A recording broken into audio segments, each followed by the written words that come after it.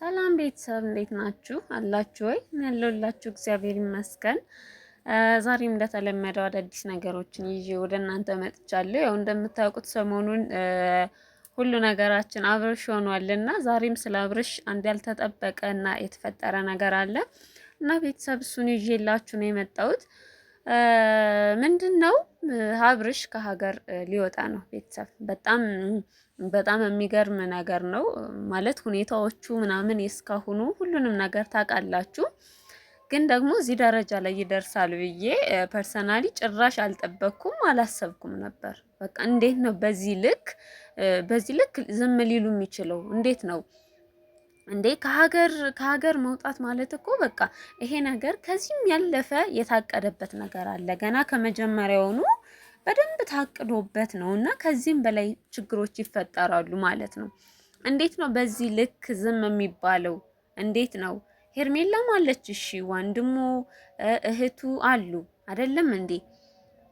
ዝም ቢባል እንዴት ነው ነገሩ? እኮ አሁን ላይ በቃ የህይወት የመኖርና ያለመኖር ጉዳይ እየሆነ ነው። በዚህ ሁኔታ አስቡት ቤተሰብ፣ ከሀገር ሊወጣ ነው ማለት እኮ የታቀደለት ፕላን አለ። ከዚህም በኋላ ከማንም ጋር መገናኘት አይችልም። ሩታ እንደፈለገች ነው ልታደርገው የምትችለው።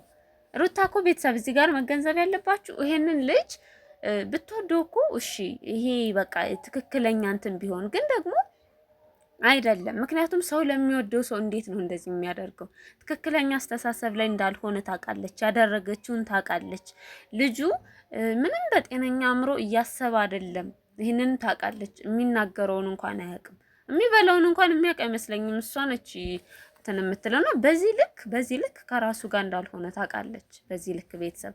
ስለዚህ እንዴት ነው እሷ ተወደዋለች ማለት እኮ አይቻልም። ቢያንስ ተዋደው ፈቅዶት ምናምን ቢሆን እኮ እሱ ኦኬ እንደፈለገው መሆን ይችላል ይባላል። ሄርሜላ ማያገባትም ሁሉም። ግን እዚህ ጋር እኔ በሌላው ሰዎች በነ ሄርሜላ በእህቱ በወንድሙ የምናደደው ምንድን ነው ታውቋል።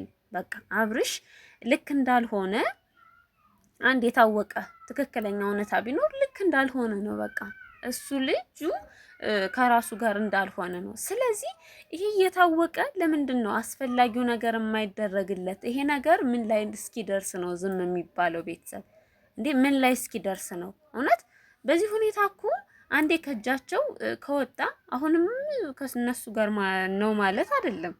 ሩታ እንደፈለገች ነው የምታሽከረክረው። ኢቭን ወንድሙ እንኳን የራሱ ወንድም እኔ እኮ በሩታ ምንም አይመስለኝም። በቃ ግን የራሱ ወንድም እንኳን ምን ቢያደርገው ነው ይሄን ያህል ሊጨክን የቻለው? የራሱ ወንድም እንደዚህ የሆነበት ሩታ እንደዚህ ብትሆን እኮ ምንም አይገርምም። ቤተሰብ ግን በዚህ ልክ ሌላው ሰው ዝም ማለት የለበትም። ሄርሜላ ራሱ እንዴት ነው? በእርግጥ የሞከረች ነው፣ አልሞከረችም ማለት አይቻልም። ግን ደግሞ እንደዚህ አይደለም ታውቀዋለች። እሱ ከጤንነቱ ቢሆን ያለውን ሁኔታ ታውቃለች። እሷ እንደዚህ በዚህ ቦታ ብትሆንም እንትን እንደማይል ታውቃለች። ስለዚህ ከዚህ በላይ መደረግ አለበት። ያቅሜን አድርግ ያለው ምናምን እንደዚህ እያደረግኩ ነው አለኛል አይደለም። በቃ በተግባር ይሄንን ልጅ ከዚህ ነገር ማውጣት መቻል አለባችሁ። ይሄ ሲሆን ነው እንዲሁ በቃል እወደዋለሁ ትወደኛለች ወንድሜ ነው ምናምን አይደለም። በቃ ለአብርሽ የምታስፈልጉት ሰዓት አሁን ነው። ስለዚህ ልትደርሱለት ይገባል። አንዴ ከሀገር ወጣ ማለት ኦልሬዲ ወጣ ነው። ምንም ቢሆን ከዛም በኋላ እናንተም አታገኙትም። ሩታም እንደፈለገች ነው የምታሽከረክረው።